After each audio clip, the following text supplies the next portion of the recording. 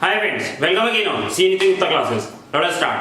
SFM international finance बहुत ही simple सा topic है, बहुत सिंपल टॉपिक है, पेपर में आता जरूर है. ओके जी. The most important thing is, सबसे पहली चीज आपको ये जानना बहुत जरूरी है कि आखिर ये चैप्टर आपके कोर्स में क्यों है. ओके, समझते हैं भैया. देखो, इंटरनेशनल फाइनेंस का मतलब है हमारे देश की करेंसी है, हम इंडिया में रुपी. फॉरेन कंट्रीज की करेंसीज भी है, डॉलर है, यूरो है, पाउंड है, बहुत सारी करेंसीज हैं. अच्छा जी. हर एक करेंसी की अपनी एक वैल्यू होती है. अच्छा जी. तो वैल्यू जो होती है करेंसी की, तो भैया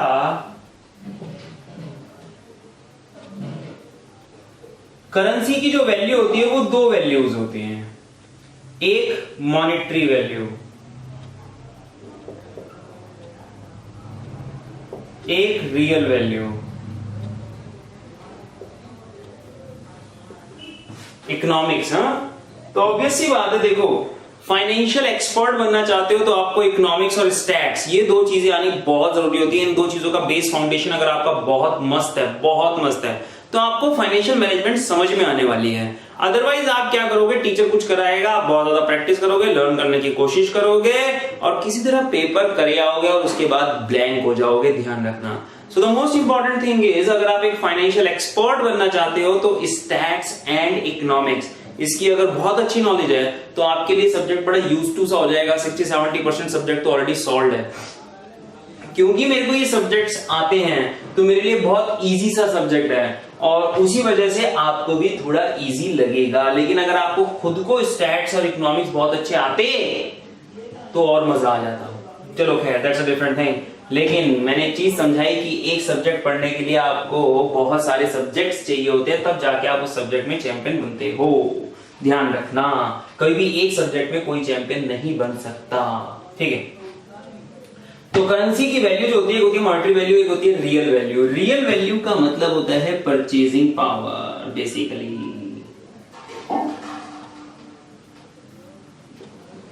आपकी करेंसी की परचेजिंग पावर क्या है. अच्छा जी.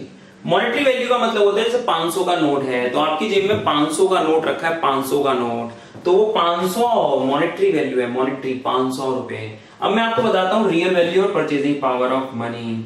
लेट आपके 500 रुपए आप ईयर 2000 में 10 केजी वीट्स खरीद सकते थे. लेट ईयर 2000 में आप 500 रुपए में 10 केजी वीट्स खरीद सकते थे. ठीक है ना. आज आपको लेट 2020 आप 5 केजी वीट्स खरीद पाते हो. ठीक है जी. तो 500 रुपए में जहां 10 किलो आटा आता था, आज 500 रुपए में सिर्फ 5 किलो आटा आता है. इसको बोलते हैं परचेजिंग पावर. Barter system. आप वो करेंसी देके उसके बदले में क्या सामान ले सकते हो, कितना सामान ले सकते हो. Now that is known as the purchasing power of money. तो इसका मतलब मैं बोलूंगा कि मेरे भैया, मेरे 500 रुपए तो 500 रुपए ही है, मॉनेटरी वैल्यू तो 500 रुपए ही है, लेकिन उनकी जो रियल वैल्यू है वो गिर रही है. रियल वैल्यू गिर रही है, जिससे मैं कभी 10 किलो आटा खरीद पाता था, आज उसी नोट से मैं सिर्फ 5 किलो आटा खरीद पाता हूं. आधा. परचेजिंग पावर आधी रह गई है. मतलब मेरी करेंसी की वैल्यू गिर रही है, मेरी करेंसी पे डेप्रिसिएशन लग रहा है. एक बात ध्यान रखना, जब आप ये सब्जेक्ट करोगे, जब आप ये टॉपिक करोगे, तो करेंसी को भी एक कमोडिटी मान के चलो. तो ये 500 रुपए भी एक कमोडिटी है, ये भी एक कमोडिटी है. तो एक कमोडिटी दे रहे हैं, एक कमोडिटी ले रहे हैं, तो बार्टर सिस्टम मान के चलो. सिंपल सी बात ये है.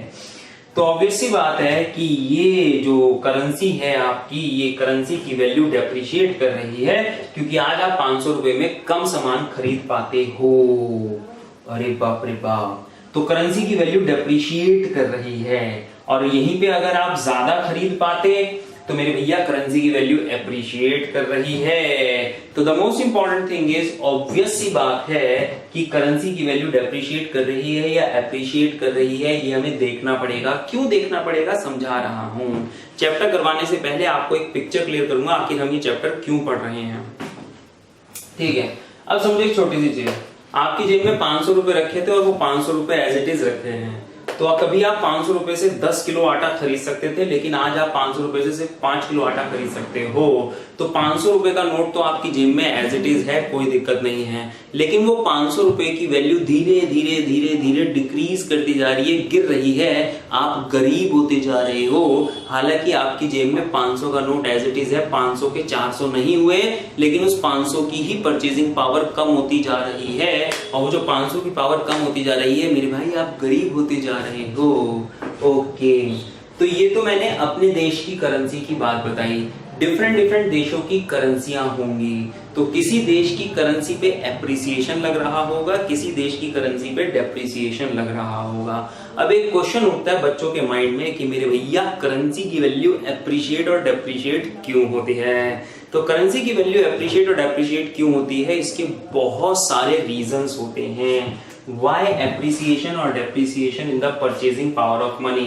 एक बात ध्यान रखना, हम जब भी यहाँ पे बात करेंगे इस चैप्टर में, तो हम रियल वैल्यू परचेजिंग पावर के पॉइंट ऑफ व्यू से बात करेंगे, हम मॉनेटरी वैल्यू के हिसाब से बात नहीं करेंगे। तो monetary value I am not interested in. तो पहले थोड़ा सा हम जितनी भी देर लगती है, आधा घंटा 1 घंटा, पूरा चैप्टर का एक बार ओवरव्यू लेते हैं, क्या है, क्यों है, किस लिए है, तब हम उसको पढ़ेंगे। तो आप मेरे फंडे देखना उस चैप्टर को सीखने के, देखते हैं दोबारा पढ़ना पड़ेगा या नहीं। वल्ला। और हाँ, तो हमारे पास अवेलेबल है फाइनल लेवल की costing, that is SCM and PE, FR and SFM। तो तीनों सब्जेक्ट्स अवेलेबल हैं। तो भैया फेस टू फेस और वीडियो क्लासेस आराम से देखो, YouTube पे बहुत सारा कोर्स हमने ऑलरेडी डाल रखा है, आराम से देखो, कंपेयर करो, फिर हमको ज्वाइन करो मेरे भाई। ओके जी, और सून बहुत सारे सब्जेक्ट्स आने वाले हैं, that is direct tax, indirect tax, law, audit, हर एक सब्जेक्ट। लॉ और ऑडिट आपको मेरी ऐप पे फ्री मिलेगा। ओके जी, नो जी। तो अब मैं आ गया आपके पास, why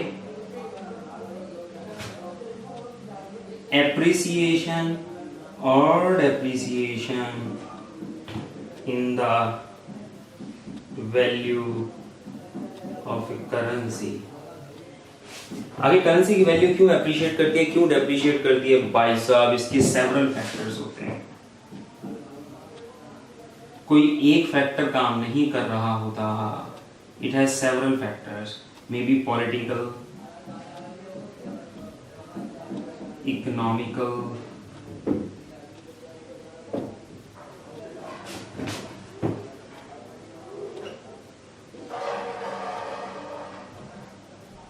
habits of the public,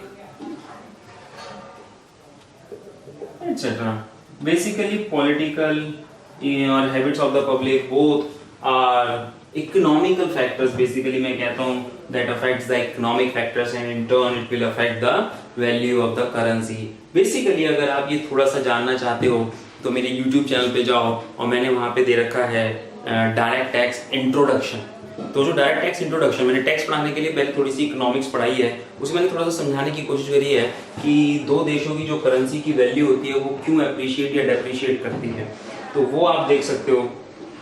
okay जी, तो किसी भी देश के इकोनॉमिक रीजंस, इकोनॉमिक जो चीजें हैं वो बड़ी पॉजिटिव चीजें हैं, इकोनॉमिक ट्रेंड्स बड़े पॉजिटिव हैं, सब कुछ बड़ा पॉजिटिव सा जा रहा है। तो अगर पॉजिटिव सा जा रहा है मेरे भाई, तो उसकी करेंसी की वैल्यू एप्रिशिएट करेगी, और जरा नेगेटिव से जा रहा है तो उसकी वैल्यू डेप्रिशिएट करेगी। बहुत सारी चीजें होती हैं, बहुत सारी चीजें होती हैं, और वो आप जरा YouTube पे मेरा वो टैक्स इंट्रोडक्शन शुरू की 2-3 वीडियो देख लो, पूरा नहीं देखना तो आपको समझ में आ जाएगा कि आखिर what is that currency value, how it is related to corruption, black marketing, inflation. तो बहुत सारे रीजंस हो सकते हैं। ठीक है जी, ओके। इवन सेविंग्स करने का क्या तरीका होता है, आप सेविंग्स बैंक में रखते हो या अपने घर में तकिए के नीचे दबा के रखते हो, उससे भी करेंसी की वैल्यू पे फर्क पड़ जाता है। अगर आप तकिए के नीचे दबा के रखोगे तो मेरे भैया आपकी करेंसी की वैल्यू डिक्रीज कर जाएगी, आप बैठे बैठे गरीब हो जाओगे।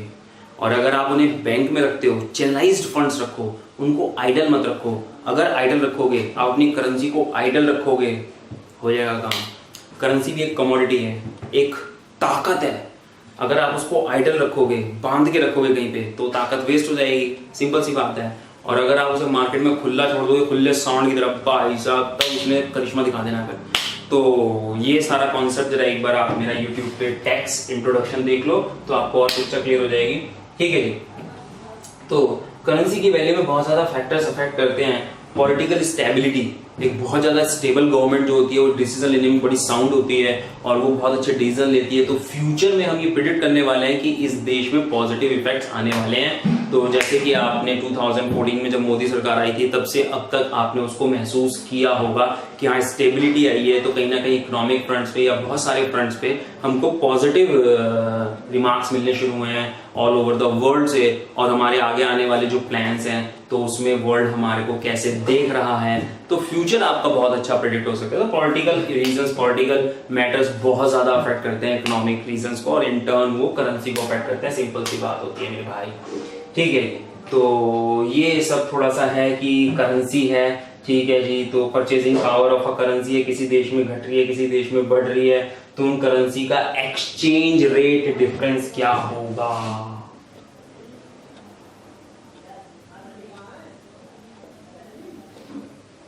तो एक्सचेंज रेट का मतलब हो गया दो करेंसीज का एक्सचेंज रेट कि $1 कितने रुपए में मिलेगा।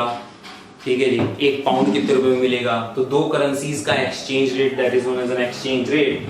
तो मेरे भैया एक्सचेंज रेट तो एक होती है स्पॉट मार्केट, स्पॉट रेट, एक होता है फॉरवर्ड रेट।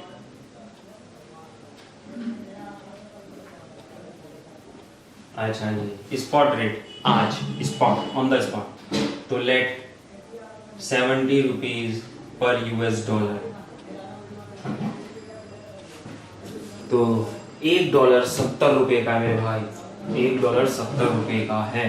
अच्छा जी, बड़ी खुशी की बात है यार।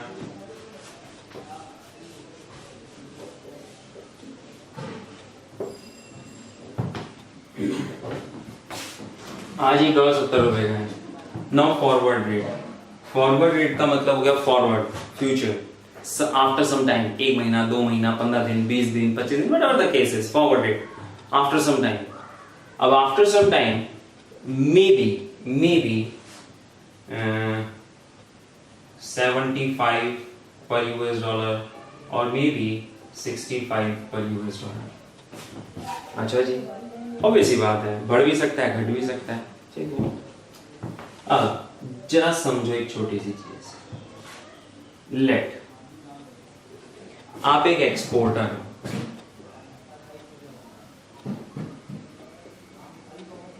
आपने आज today exported goods worth $1 lakh for 3 months credit।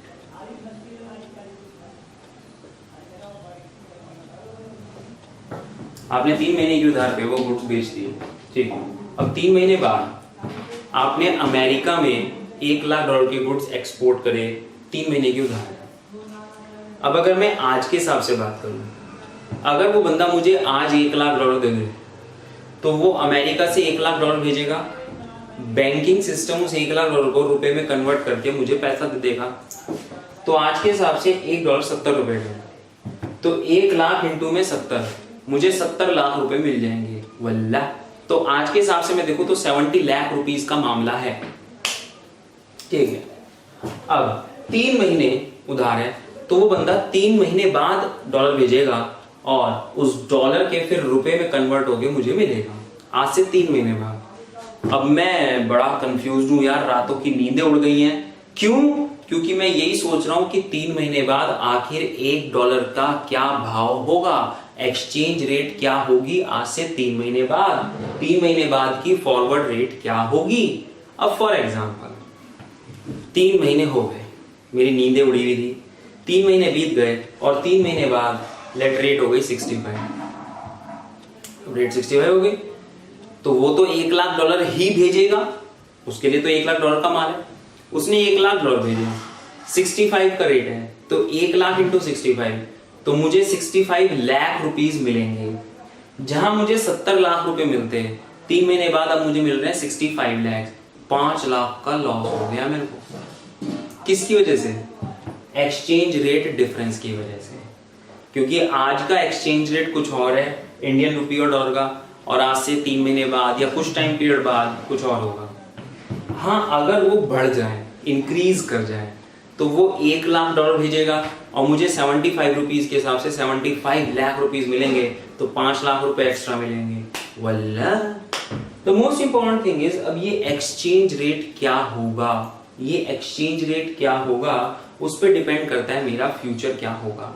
अब भैया जब हम बिजनेस कर रहे होते हैं तो हमारा जो रिस्क होता है उस रिस्क की एक लिमिट होनी चाहिए। अगर मुझे ये पता ही नहीं, अब मैंने 1 लाख डॉलर का माल एक्सपोर्ट कर दिया, तो 3 महीने बाद मुझे 1 लाख डॉलर मिलेंगे।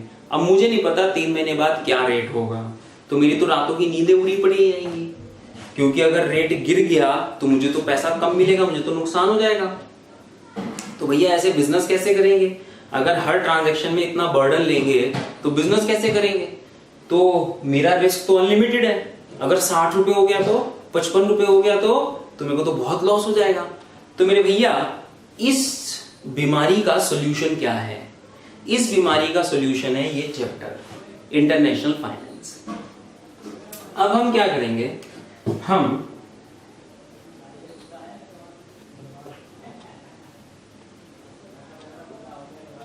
हेजिंग टूल सीखेंगे। हेजिंग टूल्स का मतलब क्या होता है?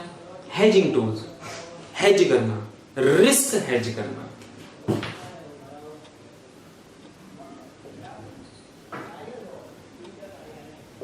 हेज करने का मतलब आप बोल सकते हो प्लान करना, कैंसिल करना, समथिंग लाइक दैट।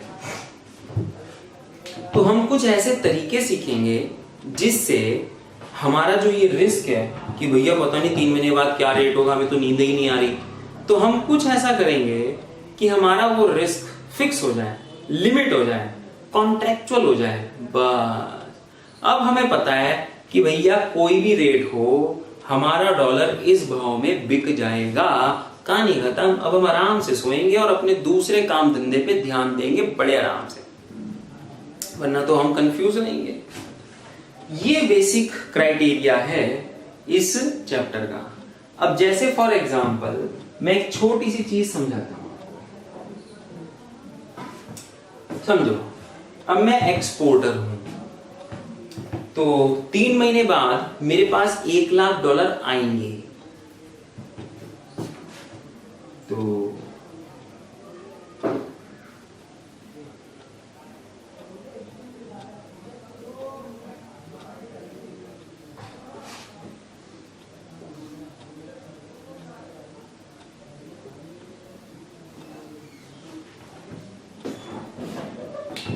अब मेरे पास 1 लाख डॉलर आएंगे 3 महीने बाद, डॉलर हैं, तो मुझे उसे रुपए में कन्वर्ट करना है, तो मुझे डॉलर बेचना है और मुझे इंडियन करेंसी चाहिए, ठीक है।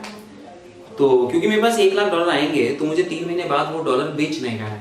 अब क्या रेट होगी, उस रेट के हिसाब से मेरे को तो बहुत ऊपर नीचे हो सकता है। तो मैं क्या करूंगा, मैं जाऊंगा, करेंसी कॉन्ट्रैक्ट्स होते हैं भैया, फॉरवर्ड कॉन्ट्रैक्ट, फ्यूचर कॉन्ट्रैक्ट बोलते हैं इसको, ठीक है जी। फ्यूचर डेट पे जो परफॉर्म हो, सिंपल सी बात है, फ्यूचर कॉन्ट्रैक्ट्स फ्यूचर डेट पे परफॉर्म होंगे। अब जैसे फॉर एग्जांपल